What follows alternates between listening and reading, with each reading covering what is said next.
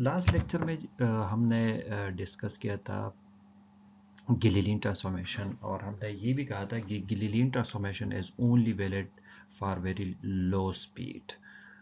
अच्छा, अगर high speed की बात आ जाती है तो मतलब v is comparable to the speed of light.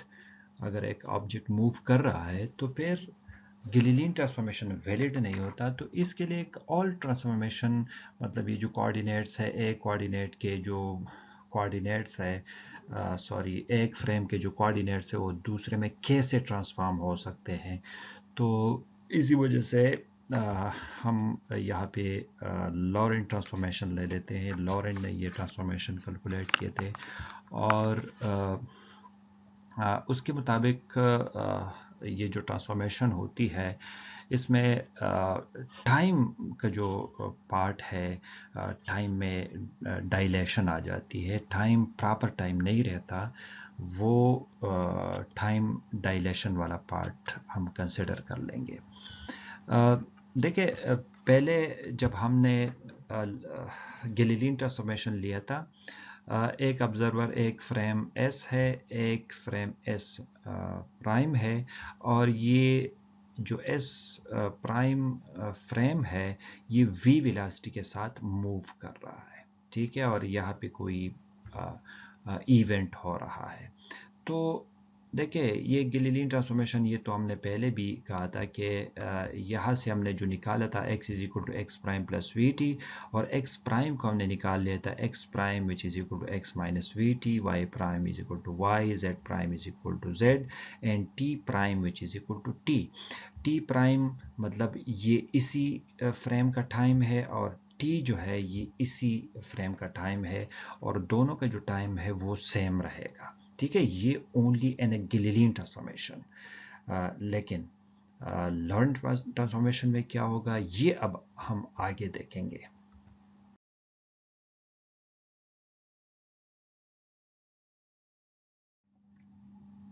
हम कंसिडर कर लेते हैं, consider two inertial frame S, और इसके जो coordinate x y z t है, एंड S प्राइम और इसके कोऑर्डिनेट्स है x prime y prime z prime t prime, in the relative motion with velocity v। Also consider that the transformation is linear। हम ये एक equation consider कर लेते हैं और हम ये कहते हैं कि ये एक लीनियर ट्रांसफॉर्मेशन है। लीनियर मीन्स कि इसमें एक्स स्क्वायर एक्स क्यूब की कोई वैल्यू नहीं है, ये लीनियर ट्रांसफॉर्मेशन है। और यहाँ पे जो g है, g बहुत इंपॉर्टेंट रोल प्ले कर देता है। यहाँ पे हमने कंसिडर कर दिया g, लेकिन ये g हमने आगे इसको कैलकुलेट करना है कि ये g है क्या चीज़। G is dimensionless constant that depends on v divided by c। ये वेलोसिटी पे डिपेंड करता है, और ये एक कांस्टेंट है। देखिए, अगर v डिवाइडेड बाई c हम कर दे तो ये एक डायमेंशनलेस क्वांटिटी बन जाती है। तो ये g जो है ये एक डायमेंशनलेस क्वांटिटी है। ये इक्वेशन 1 हो गया हमारे पास। Since the special part of Galilean transformation x prime which is equal to x minus vt must be recovered and limit v divided by c is equal to 0, g must tend to unity। मतलब ये है कि अगर g की value 1 हो जाए तो इसका तो मतलब है v डिवाइडेड बाई c ये 0 के बराबर हो जाएगा। तो g की जो वैल्यू है वो 1 होना चाहिए। तो फिर अगर हम g की वैल्यू 1 पुट कर ले तो इसका तो मतलब ये है कि गैलीलियन ट्रांसफॉर्मेशन हमारे पास वापस ही मिल जाता है। The laws of physics must have the same form in S and S prime, and then one must the inverse Laplace transformation by changing t prime x prime tends to tx। मतलब इसको convert किया जा सकता है, और v जो है वो माइनस v हो जाएगा। अगर हम इसको रिवर्स ट्रांसफॉर्म ले लें, इनवर्स लॉरेंट ट्रांसफॉर्मेशन अगर हम ले लें तो इसमें v माइनस v हो जाएगा, और t प्राइम x प्राइम ये t और x से रिप्लेस्ड हो जाएंगे। Thus x is equal to g x prime plus we T prime. देखिए, वहाँ पे इक्वेशन वन में अगर हम देख ले, इक्वेशन वन हमारे पास कुछ इस तरह था कि X prime which is equal to G into x minus we T, ये Lorentz transformation according to Lorentz transformation.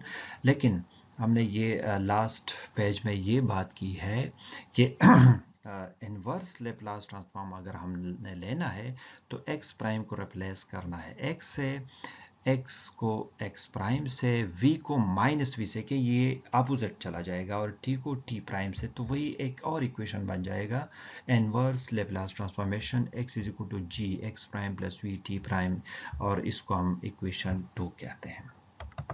अच्छा, there is no relative motion in the y and z direction, hence y prime and z prime ये बराबर है। Consider a spherical pulse of electromagnetic radiation emitted the origin of S at t is equal to 0.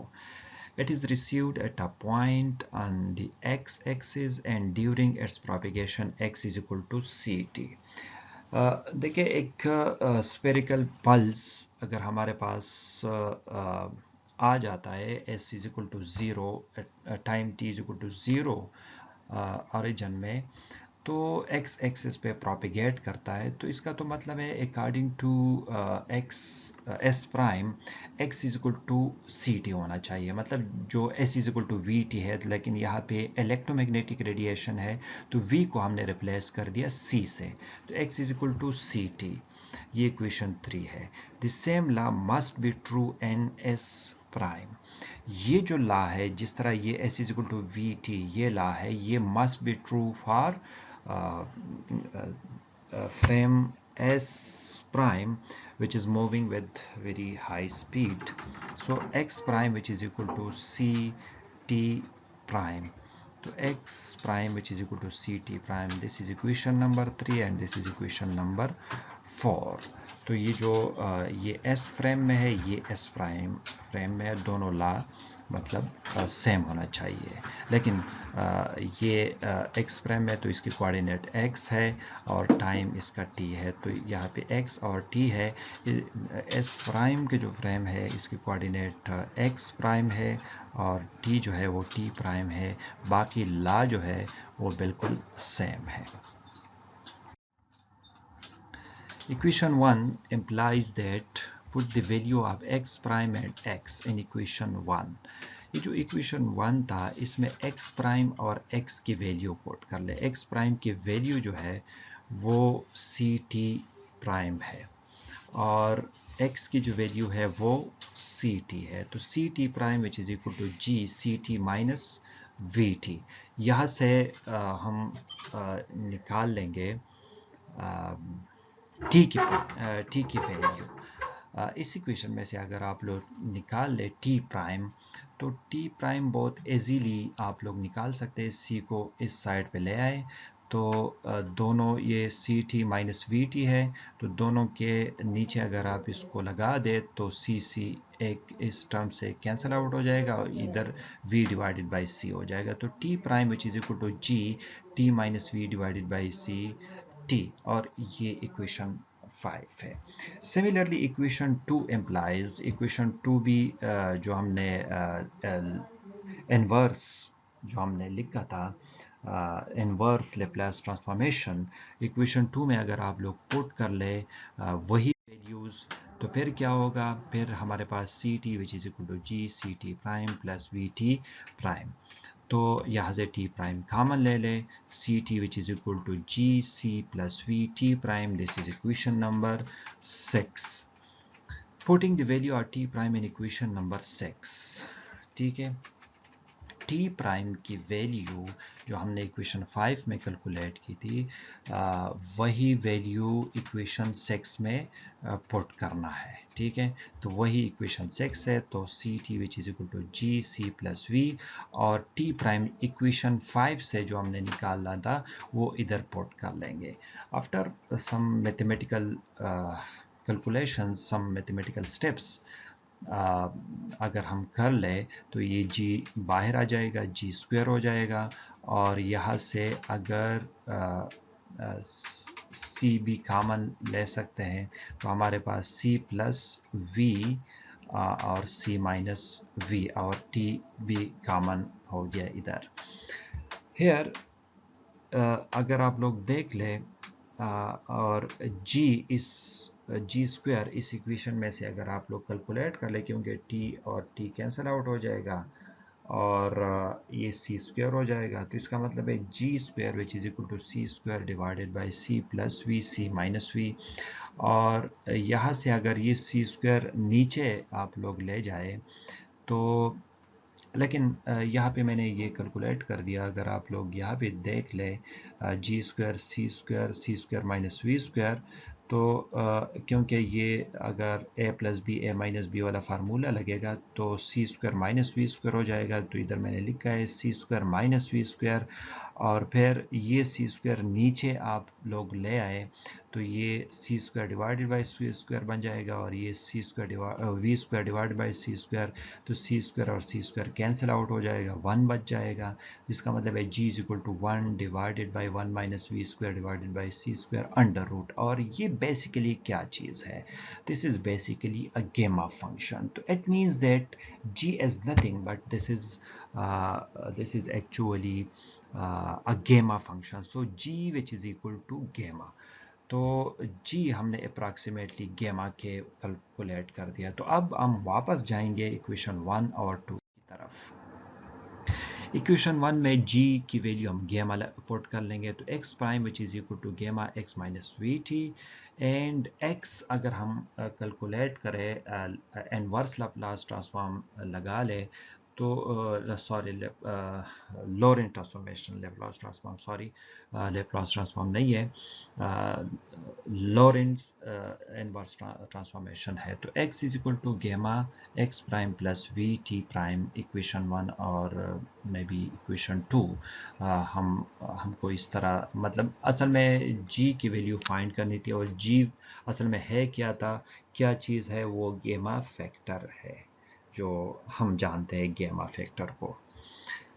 Now x is equal to, अगर हमारे पास इस चीज़ के बराबर है तो x is equal to gamma, और x प्राइम की वैल्यू भी हम बाहर ये हमने जो कैलकुलेट किया था इसकी वैल्यू अगर हम इधर ही पुट कर लें, मतलब ये हमारे पास x है और ये x प्राइम है, इसकी वैल्यू अगर इधर पुट कर लें तो after some calculation we have to find out t prime। t prime हमने कैलकुलेट करना है कि t prime की वैल्यू क्या है। तो x इज इक्वल टू गेमा स्क्वायर x माइनस गेमा square we T plus we T prime.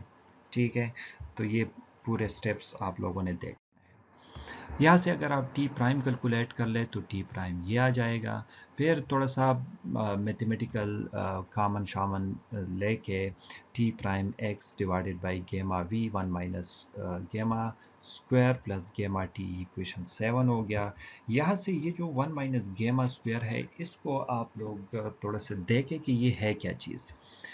इस इक्वेशन 7 को रहने दे, आप 1 माइनस गेमा स्क्वायर इसको ज़रा कैलकुलेट करके देख ले कि ये क्या चीज़ है। तो 1 minus 1 divided by 1 minus we square divided by C square हम ये ले सकते हैं।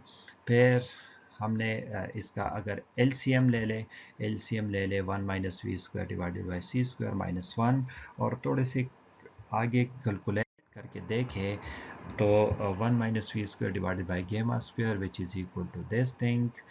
ये थोड़ी सी कैलकुलेशन है आप लोगों ने खुद करनी है, और इसके बाद आपके पास minus gamma we square divided by C square, तो इसका मतलब है 1 माइनस गेमा स्क्वायर डिवाइडेड बाई गेमा, ये हमारे पास बराबर है minus gamma we square divided by C square. और आप लोग बैक चले जाए इक्वेशन 7 में, और ये इक्वेशन 7 में ये वैल्यू जो है ये पुट कर ले। तो अब अगर ये हम पुट कर लेंगे तो T prime which is equal to X divided by V minus gamma we square divided by C square plus gamma T. यहाँ पे थोड़ी सी कटिंग हो सकती है, वी के साथ कैंसल आउट हो जाएगा, तो ये बन जाएगा t prime which is equal to gamma, और इसमें से कॉमन अगर हम ले लें गेमा, तो t minus we divide by C square x हो जाएगा। अब इसको अगर हम इन्वर्स लॉरेंट ट्रांसफॉर्मेशन लिखना चाहे, तो टी प्राइम को रिप्लेस करना है टी से, गेमा को as it is, t prime को टी प्राइम से, लेकिन v को माइनस वी से, क्योंकि ये रिवर्स है, रिवर्स में इसका डायरेक्शन चेंज हो जाएगा, तो ये प्लस वी, और x है तो x प्राइम हो जाएगा, तो मतलब t प्राइम अगर ये है तो t which is equal to ये इसका इनवर्स हो जाएगा। ठीक है। अच्छा, यहाँ पे कंक्लूड क्या करना है?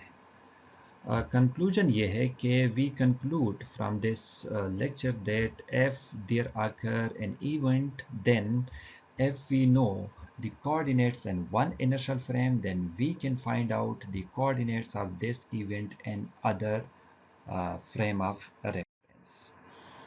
समरी ऑफ लॉरेंट ट्रांसफॉर्मेशन अगर आप लोग देखें कि यहाँ पे एक फ्लैश ऑफ लाइट है, कोई इवेंट हो रहा है, ये प्रोपिगेट करता है, और ये एस है, ये हाई स्पीड से ये भी मूव कर रहा है, तो यहाँ से अगर देखा जाए तो x prime which is equal to gamma x minus we T prime which is equal to gamma T minus we divide by C x.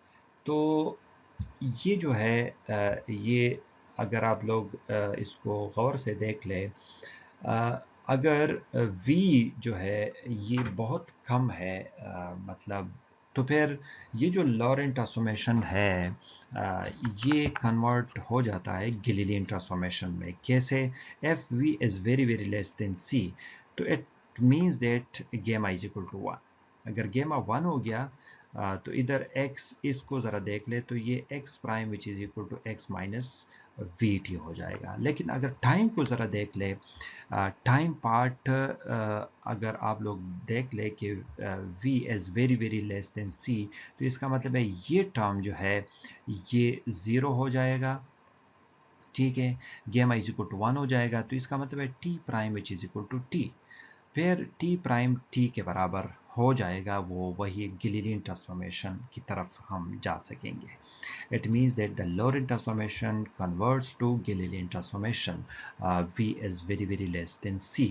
लेकिन अगर V बहुत ज़्यादा है, तो इसमें टाइम का जो इसमें जो टाइम पार्ट टाइम है जो ये ऑब्जर्वर कैलकुलेट कर रहा है टी एस फ्रेम में, इसका जो टाइम है और ये जो कैलकुलेट करता है ये जो टाइम है, इसमें फ़र्क आ जाएगा और ये इक्वल नहीं होंगे। इसके में टाइम डायलेशन की बात आ जाती है। ठीक है, तो इसका जो इन्वर्स लॉरेंट ट्रांसफॉर्मेशन है, इसका अगर इन्वर्स ले ले तो ये x हो जाएगा, गेमा एज इट इज़ ये x प्राइम हो जाएगा, v को माइनस वी से रिप्लेस करना है, t को t प्राइम से, तो ये बन जाएगा।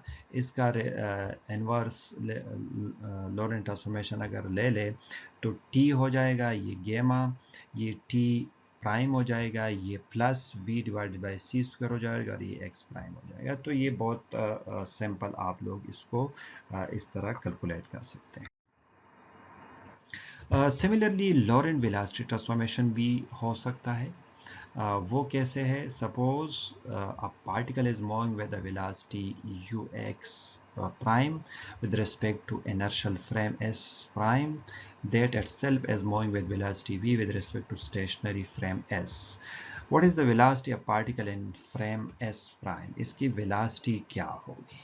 ठीक है, तो ये s है, ये s प्राइम है, ये पॉइंट p है और इसके वही कोऑर्डिनेट्स है, और ये इसकी वेलोसिटी है इस पार्टिकल की, कोई भी पार्टिकल है जो इसकी वेलोसिटी।